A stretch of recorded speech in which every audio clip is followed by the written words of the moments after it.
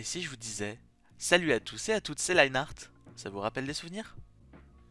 La légende raconte que je reprends le dessin. Parce que ouais, ça va faire 2 ou 3 ans que j'ai pas fait de vidéo dessin et j'abuse un petit peu, oui, c'est vrai. Plus sérieusement, aujourd'hui on se retrouve pour une vidéo sur mon évolution dans mon style de dessin. Donc on va commencer sans plus tarder, comme ça au moins c'est posé, c'est fait.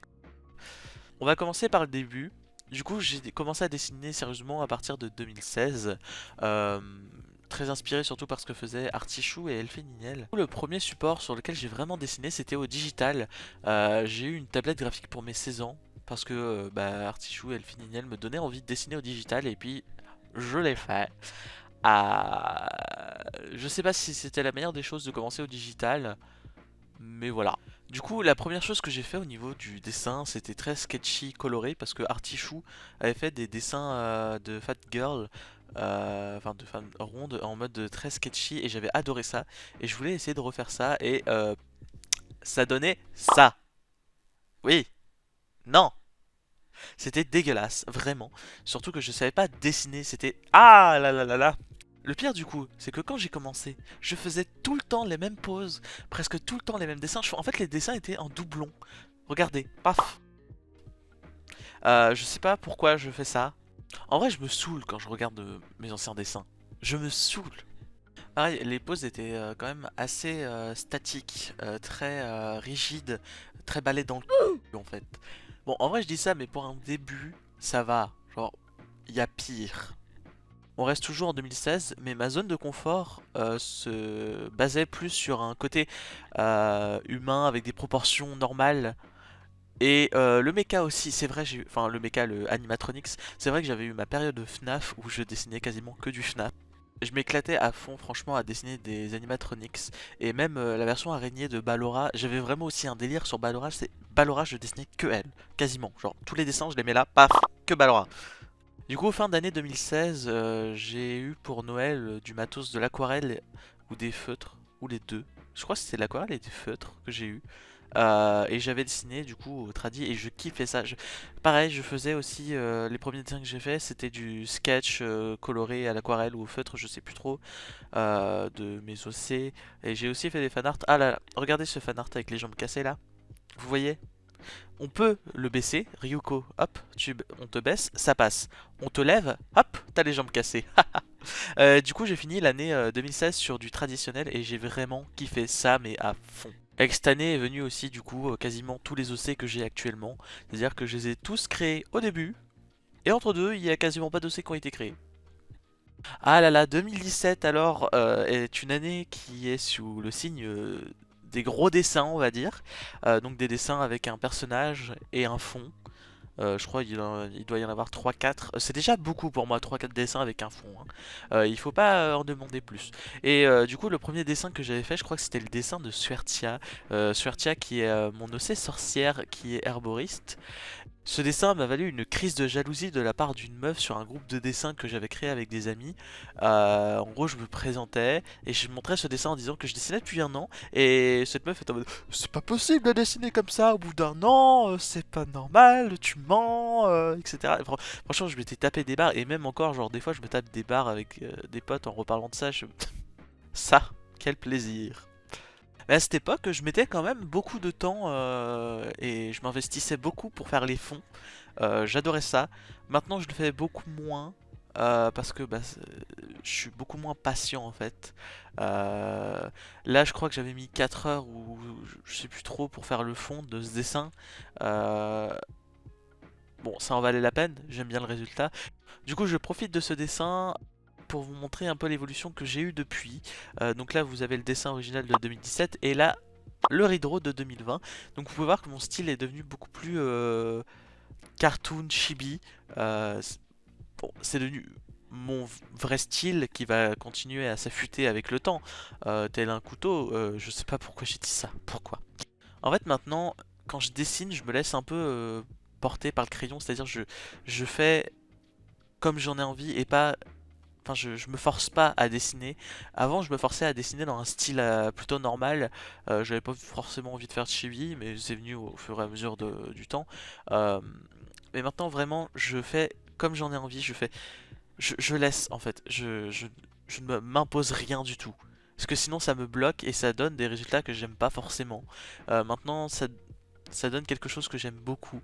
Ça donne un truc à mon style. On repart sur 2017 et là c'est le dessin que je suis en train de refaire actuellement. Voilà. Pareil du coup 2017 au niveau du dessin pour moi ça a déclenché un truc qui est de dessiner des émotions, dessiner quelque chose, enfin un moyen d'extérioriser donc une peine, de la joie, des choses comme ça. Bon, c'était principalement que des trucs pas très joyeux, mais je dessinais ce que je ressentais en fait.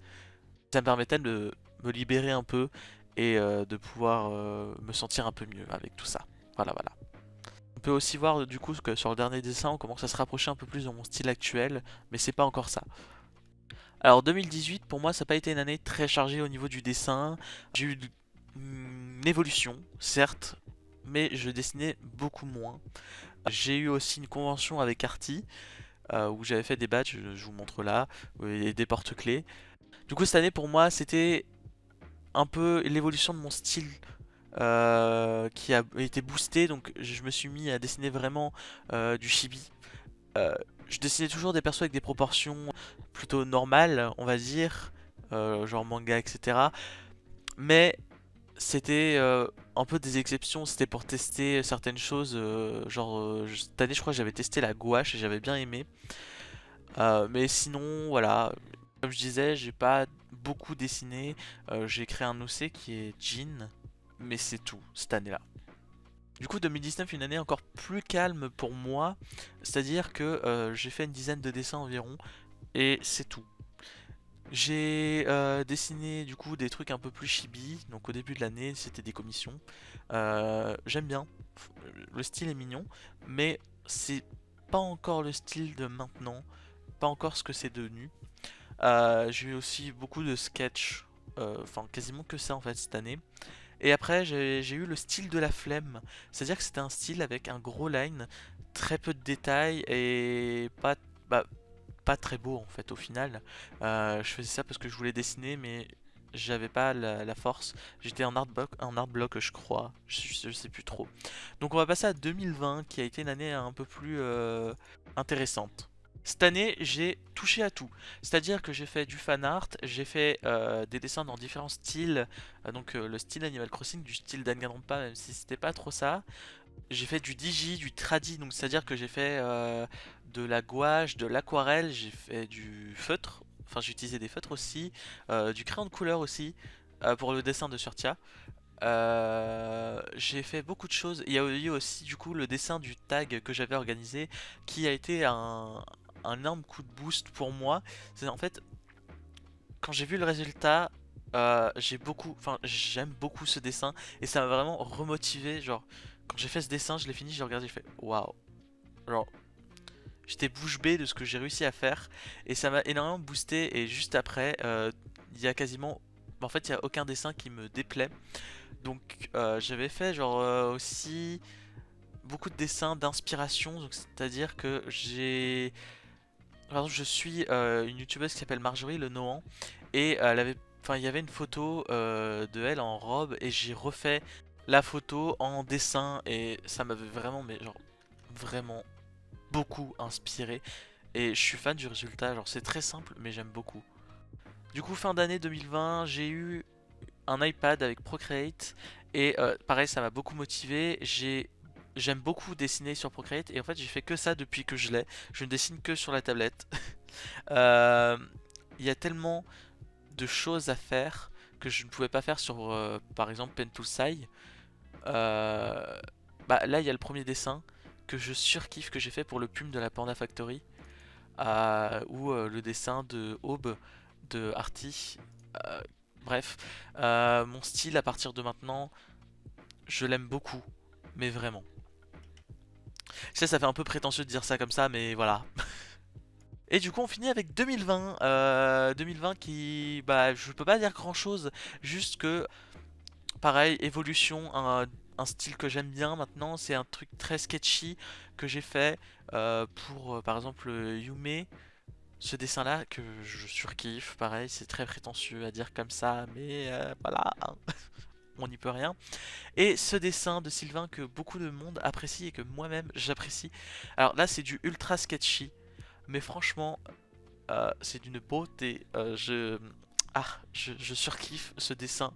Et c'est genre mon dessin préféré de presque tous les temps, du coup. Voilà, voilà. En conclusion, pour mon évolution dans mon style de dessin, je trouve que j'ai quand même pas mal évolué et surtout évolué vite, que j'ai appris très vite au niveau du dessin.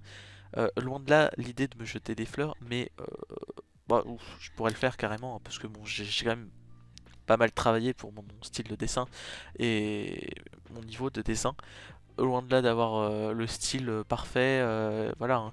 J'ai beaucoup de difficultés, par exemple les décors, je suis nul à chier pour en faire, et certaines poses que j'arrive pas à faire parce que bah, j'ai du mal avec l'anatomie, et ça c'est encore du travail à faire, c'est normal.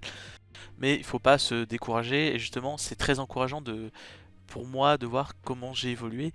Je me dis, je suis quand même passé de ça à ça, de ça à ça, et je me dis, waouh, c'est... Je suis capable de faire ça moi. Et ça me motive vraiment à continuer et à aller dans mes projets, d'autres projets que je pourrais pas vous parler tout de suite, mais voilà. En tout cas, je suis très confiant pour la suite, pour mon évolution future, euh, pour mes projets, etc. Et je crois que j'ai fait à peu près tout le tour de ce que j'avais à dire.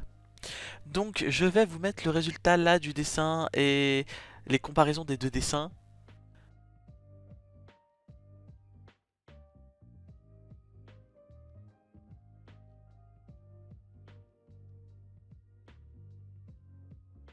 Je vous remercie beaucoup pour avoir regardé cette vidéo. Si vous êtes ancien sur la chaîne, je vous remercie d'être encore là. Si vous êtes nouveau, je vous remercie d'avoir regardé cette vidéo et d'être là du coup.